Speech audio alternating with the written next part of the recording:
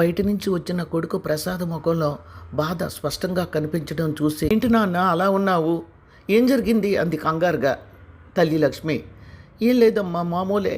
నేను ఎంతో బాగా ఇంటర్వ్యూ కూడా చేశాను, రిటర్న్ టెస్ట్ పాస్ అయ్యాను, అయినా నాకు ఉద్యోగం రాలేదు. ఇలా ఎన్నాళ్ళమ్మా ఉద్యోగం కోసం ఎదురు చూడడం. ఓ పక్క నీ ఆరోగ్యం అంతగా బాగోలేదు, అయినా నా కోసం డ్యూటీ చేస్తూనే ఉన్నావు. నిన్ను ఇలా ఎన్నాళ్ళు కష్టపెట్టాలో నాకు తెలియడం లేదు, నన్ను క్షమించమ్మా అన్నాడు బాధగా. అయ్యో నాన్న, ఎందుకు అంత పెద్ద మాట ఆడుతున్నావు? నువ్వు 3 ఏళ్ళు ఉన్నప్పుడు మీ నాన్న చనిపోయారు. నాకు చదువు రాక ఆఫీసులోనే చిన్న ఉద్యోగం ఇచ్చారు. ఇంట్లో నుంచి బయటకు అడుగు పెట్టాను. నేను ఎంతో సంతోషంగా ఉద్యోగం చేస్తున్నాను, ఎందుకంటే అమ్మగా నిన్ను పెంచి పెద్దవాడిని చేసి ప్రయోజకుని చెయ్యాలని. ఇంకెప్పుడు బాధపడకుండా అన్నది. రాలేదని తనని కష్టపెడుతున్నానని ప్రసాద్ చాలా బాధపడిపోతున్నాడు.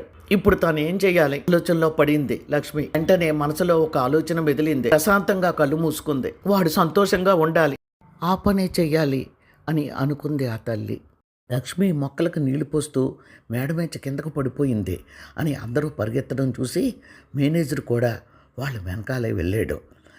అసలు పడిపోవడానికి ఎలా వీలవుతుంది? మొక్కలకు నీళ్ళు పోస్తుంది, బాగానే ఉంది, ఎందుకు పడిపోయినట్టు అని అందరూ అక్కడ నిలబడి చూడసాగారు.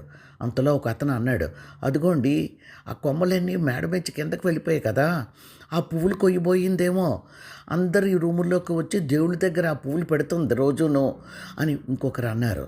ఎవరికీ అర్థం కావడం లేదు. పువ్వుల కోసం అంత వంగిపోయిందా? వాళ్ళల్లో వాళ్ళే అనుకోసాగారు. కానీ డాక్టర్ చెప్పేశాడు ఆవిడ ప్రాణాలతో లేదని. మేనేజర్ విశ్వనాథ్ షాక్ అయ్యాడు. అందరూ కూడా చాలా బాధపడసాగారు. చాలా మంచి మనిషి లక్ష్మి, పాపం తన ఒక్కగానొక్క కొడుక్కి ఉద్యోగం రావడం లేదని మా దగ్గర కూడా బాధపడిందని వాళ్ళల్లో వాళ్ళు అనుకోసాగారు. కానీ మేనేజర్ విశ్వనాథ్కి మనసులో ఏదో ఆలోచన బయలుదేరింది. కన్న తల్లిలా తనని చూసుకునేది. ఆఫీసు పనిలో పడి తను భోజనం చేయకపోతే, అయ్యగారు భోజనం చేయండి అయ్యా, ఆరోగ్యం పాడవుతుంది అని టేబుల్ మీద అన్నీ సర్దేది. చాలా మంచి మనిషి. 1-2 సార్లు కొడుకు ఉద్యోగం రావడం లేదని తన దగ్గర బాధపడింది. తను పెద్దగా పట్టించుకోలేదు. నిన్ననే అంది, అయ్యా నా ఉద్యోగం నా కొడుక్కి ఇవ్వచ్చా అని.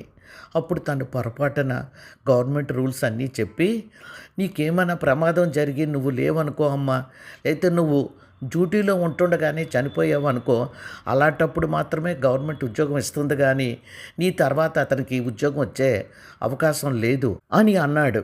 అలా ప్రాణాలు తీసుకుందా? ఎస్, అంతే. లక్ష్మి ఆత్మకి శాంతి కలగాలంటే కొడుకు ఉద్యోగం వచ్చేలా తను చెయ్యాలి అని అనుకొని ఆఫీసులో ప్రసాద్కి క్లర్క్ ఉద్యోగం వచ్చేలా చేశాడు మేనేజర్. నా విశ్వనాథం కలలో సంతోషమయ్యా, ఈ రుణం తీర్చుకోలేను అని 2 చేతులు జోడించి నిలబడినట్లు అనిపించింది.